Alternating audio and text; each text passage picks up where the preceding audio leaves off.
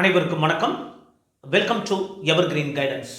So இந்த video ஒரு மிக முக்கியமான வீடியோங்க. தமிழ்நாடு எம்பிபிஎஸ் பிடிஎஸ் நம்ம எல்லாருமே மோஸ்ட்லி பார்த்தீங்கன்னா இந்த மருத்துவ படிப்பில் எம்பிபிஎஸ் படிக்க நினைக்கிறாங்க. இந்த எம்பிபிஎஸ் படிக்க நினைக்கிறது அப்படிங்கிறதுல ஒரு மிக முக்கியமான ஃபேக்டர் நமக்கு cut off mark. Cut of mark வருஷம் மாறுது. இந்த கட் ஆஃப் மார்க் இதையெல்லாம் பேஸ் பண்ணி மாறுது. இந்த டிசைடிங் ஃபேக்டர் என்ன?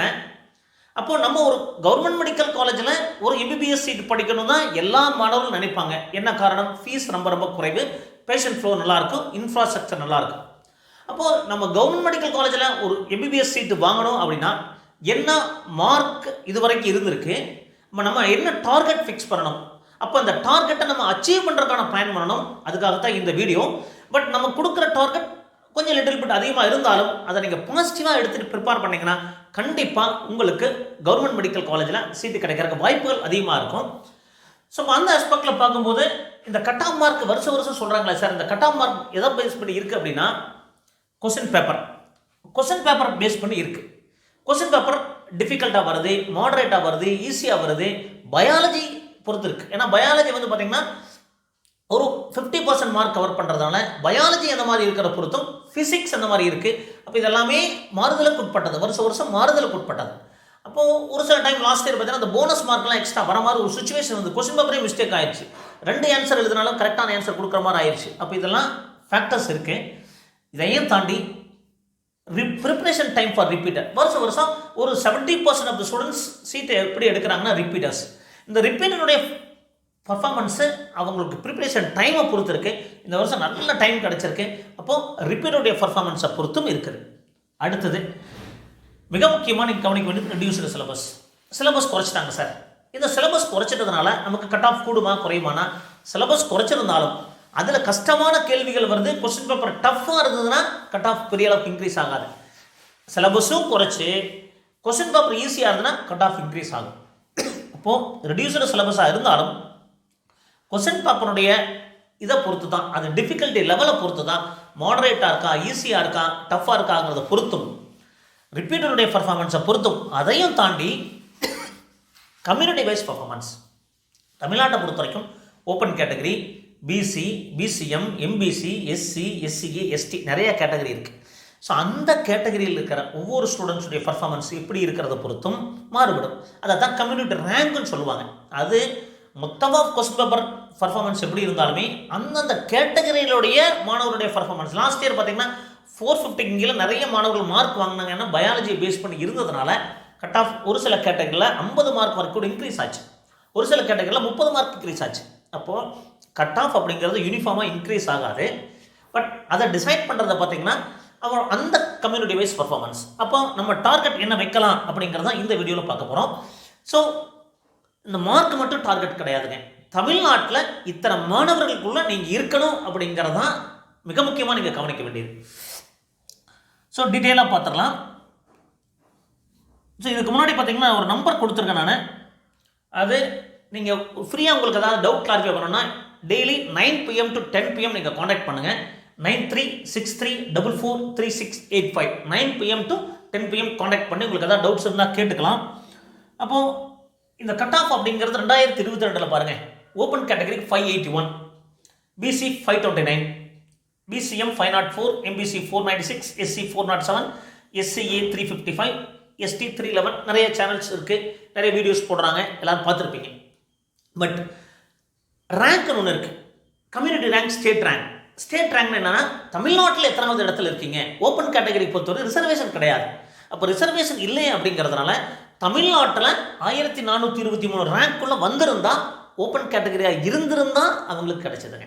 தமிழ்நாட்டுக்குள்ளே 1423 மார்க்குள்ளே வந்தவங்களுக்கு, ஓப்பன் கேட்டகரியாக இருந்தவங்களுக்கு சீட் கிடைச்சது. பிசியை பொறுத்த வரைக்கும் பிசியில் 2038 இருந்தவங்களுக்கு, பிசிஎம்மில் பேக்வர்ட் முஸ்லீம்ஸில் 194 மாணவர்கள் வரைக்கும் கிடைச்சது.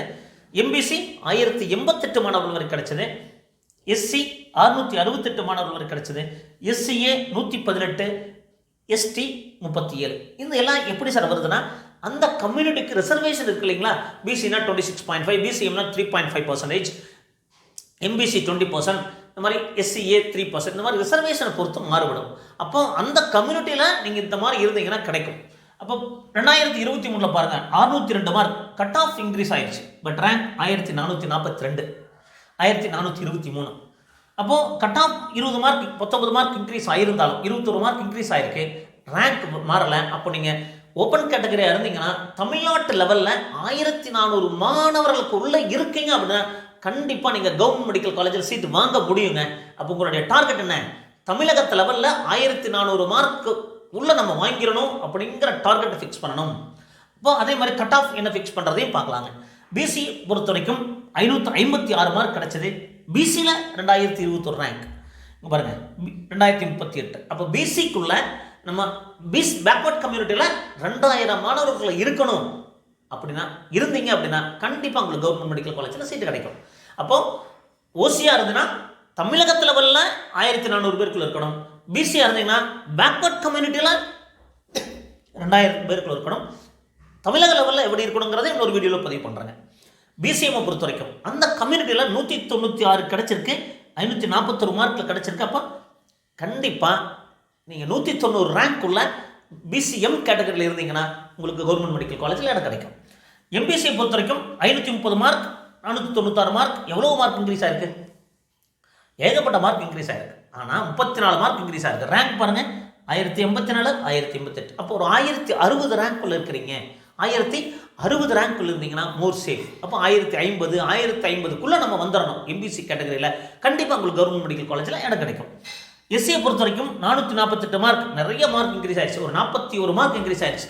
ரேங்க்கு கொஞ்சம் டிவியேஷன் வந்திருக்கு. என்ன காரணம் அப்படின்னா எஸ்சி ஸ்டூடெண்ட்ஸுடைய பர்ஃபார்மன்ஸ் நல்லா இருந்திருக்கு, அதனால நிறைய மாணவர்களுக்கு கிடைச்சிருக்கு அப்படின்னு தான் சொல்ல முடியும். அப்போ அப்ராக்சிமேட்டாக சொல்லப்போனால் ஒரு 670, இந்த 668, 670 மாணவர்களுக்குள்ள நீங்கள் இருந்தீங்க எஸ்சி கேட்டகரியில் கண்டிப்பாக கவர்மெண்ட் மெடிக்கல் காலேஜில் இடம் கிடைச்சிருங்க.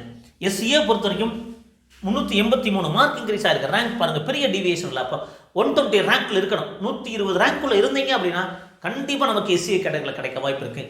எஸ்டியை பொறுத்த வரைக்கும் 355 மார்க் இருக்குது. இங்கே 43 ரேங்க், 37 ரேங்க். அப்போ 40 ரேங்க்குள்ளேயாவது நம்ம இருக்கணும். அட்லீஸ்ட் இந்த 37 ரேங்க். அப்போ சேஃப் ரேங்கே நம்ம பார்க்கணும். அந்தந்த கம்யூனிட்டியில் நம்ம என்ன ரேங்க்குள்ளே வர்றங்கிறத பொறுத்து இருக்கு. அப்போ கவர்மெண்ட் மெடிக்கல் காலேஜில் சீட்டு கிடைக்கணும் அப்படின்னா நீங்கள் ஒரு மார்க்கை டார்கெட்டாக ஃபிக்ஸ் பண்ணுங்கள். அந்த டார்கெட் மார்க்கை எக்ஸ்பெக்டட் மார்க்காக கொண்டு வாங்க. நீங்கள் ஒரு டார்கெட் ஃபிக்ஸ் பண்ணுங்கள். இந்த மார்க் வாங்கணும் அப்படிங்கிற டார்கெட்டை ஃபிக்ஸ் பண்ணுங்கள். அந்த மார்க்கை நீங்கள் எக்ஸ்பெக்டட் மார்க் ஆக்கி அதை நீங்கள் வாங்கிட்டீங்க அப்படின்னா இந்த வருஷம் 2024 நீங்கள் கவர்மெண்ட் மெடிக்கல் காலேஜில் சீட்டு வாங்க முடியும். அந்த ஆஸ்பெக்டில் பார்க்கும்போது ஓப்பன் கேட்டகரிக்கு என்ன சார் டார்கெட் ஃபிக்ஸ் பண்ணுறது அப்படின்னு பார்த்தீங்கன்னா ஓப்பன் கேட்டகரி பொறுத்த வரைக்கும் நீங்கள் என்ன டார்கெட் ஃபிக்ஸ் பண்ணலாம் அப்படின்னா ஒரு 610 மார்க் நீங்கள் டார்கெட் ஃபிக்ஸ் பண்ணுங்கள். கண்டிப்பாக நான் 610 மார்க் வாங்கிடுவேன். 610 மார்க் டார்கெட்டை ஃபிக்ஸ் பண்ணி அதை வாங்கிட்டீங்க அப்படின்னா டெஃபினட்டாக கவர்மெண்ட் மெடிக்கல் காலேஜ் சீட் கிடைக்கிறதுக்கான வாய்ப்புகள் பிரகாசமாக இருக்குது. பிசியை பொறுத்த வரைக்கும் 560 மார்க் கண்டிப்பாக நம்ம வாங்குவேன் அப்படின்னு ஒரு டார்கெட்டை ஃபிக்ஸ் பண்ணுங்கள். கண்டிப்பாக 560 வாங்குவேன். 565 வாங்கினாலும் 570 வாங்கினாலும் மினிமம் 560 வாங்கணும் அப்படின்னா லாஸ்ட் 2 இயர்ஸ் பார்க்கும்போது கிடைக்கிறதுக்கான வாய்ப்புகள் இருக்குது. பட் இதெல்லாம் மாறுதலுக்கு உட்பட்டது.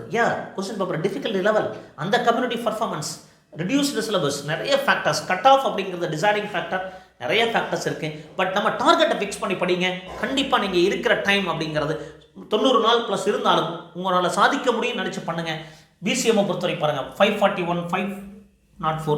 அப்போ ஒரு 545 டார்கெட் ஃபிக்ஸ் பண்ணுங்கள், அல்லது 550 டார்கெட் ஃபிக்ஸ் பண்ணுங்கள். கண்டிப்பாக மோர் சேஃபாக இருக்கும். 550 மார்க் நீங்கள் டார்கெட் ஃபிக்ஸ் பண்ணி படிங்க.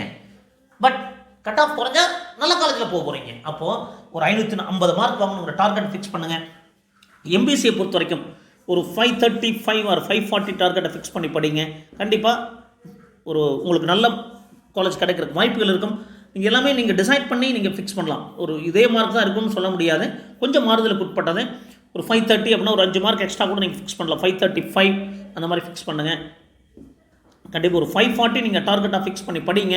டெஃபினட்டாக எஸ்சியை பொறுத்த வரைக்கும் 450 மார்க் கண்டிப்பாக நமக்கு வேணும் அப்படிங்கிற டார்கெட்டை ஃபிக்ஸ் பண்ணுங்கள். எஸ்சியை பொறுத்த வரைக்கும் 390 ஒரு டார்கெட் ஃபிக்ஸ் பண்ணி படிங்க. கட் ஆஃப் குறைஞ்சா பரவாயில்ல, நல்ல காலேஜ் போக போகிறோம். இப்போ நம்ம ஃபிக்ஸ் பண்ணுற டார்கெட் பெட்டராக இருக்கணும். அதே மாதிரி பார்த்தீங்கன்னா எஸ்டியை பொறுத்த வரைக்கும் 360 ஒரு டார்கெட் ஃபிக்ஸ் பண்ணுங்கள். அப்போது ஓப்பன் கேட்டகரியில் 610 மார்க் வாங்கணும், 1400 வாங்கணும் டார்கெட்டை ஃபிக்ஸ் பண்ணுங்கள். பிசியை பொறுத்த வரைக்கும் 520 டார்கெட் ஃபிக்ஸ் பண்ணுங்கள். எம்பிசிஎம் பொறுத்த வரைக்கும் 550 மார்க் வேணும் ஃபிக்ஸ் பண்ணி படிங்க. எம்பிசிக்கு 540, எஸ்சி 450, எஸ்சிக்கு 390, எஸ்டி 360. இந்த மார்க் தான் சார் வருமா? கட் ஆஃப் மாறாதுங்க. கண்டிப்பாக மாறும். ஏன்னா கட் ஆஃப் அப்படிங்கிறது நமக்கு நிறைய டிசைடிங் ஃபேக்டர் இருக்குது. கண்டிப்பாக கட் ஆஃப் மாறுபடும் அப்படிங்கிறத புரிஞ்சுக்குங்க. ஏன்னா கட் ஆஃப் அப்படிங்கிறது நம்ம நினைக்கிற மாதிரி கிடையாது, நிறைய ஃபேக்டர்ஸ் இருக்குது. இந்த மார்க் நீங்கள் டார்கெட் ஃபிக்ஸ் பண்ணி படிங்க. உங்களுக்கு டவுட்னா எங்களை காண்டாக்ட் பண்ணுங்கள்.